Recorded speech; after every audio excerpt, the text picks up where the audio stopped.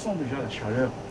Gilberte et Éric Rosé ont les nerfs à vif, car ils ont du mal à cohabiter avec cette blanchisserie industrielle mitoyenne de leur domicile et qui semble leur pourrir la vie depuis 2009. Derrière cette clôture, il y a une tuyauterie qu'ils ont fait un gros trou dans le mur, ils ont installé un tuyau et qui envoie toute la pollution directement vers ma propriété. Regardez la pollution, la poussière. Alors ce conduit ici en fer dégage beaucoup de chaleur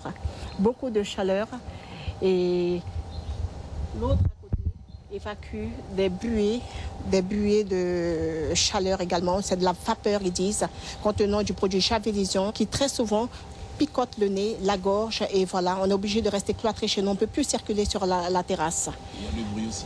Il y a le bruit aussi, il y a le bruit qui est très gênant, un bruit sourd qui nous rend dingue.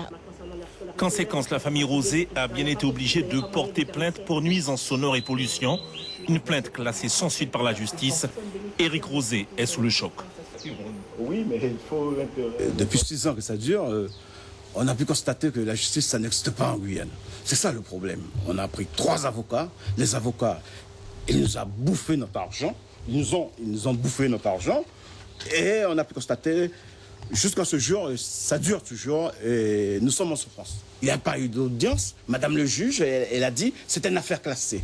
Le procureur même, il a dit, il n'était pas au courant du dossier.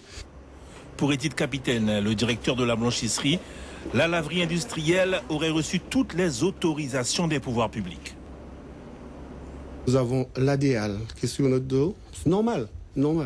Nous avons des contrôles faits par l'APAV que nous devons payer régulièrement. Nous avons ici des appareils que nous devons régler grosso modo tous les 6 mois. Ce n'est pas non plus en s'affrontant que nous allons peut-être régler ce problème. Déjà, il nous faut parler, il nous faut discuter. J'aimerais bien rencontrer ces voisins.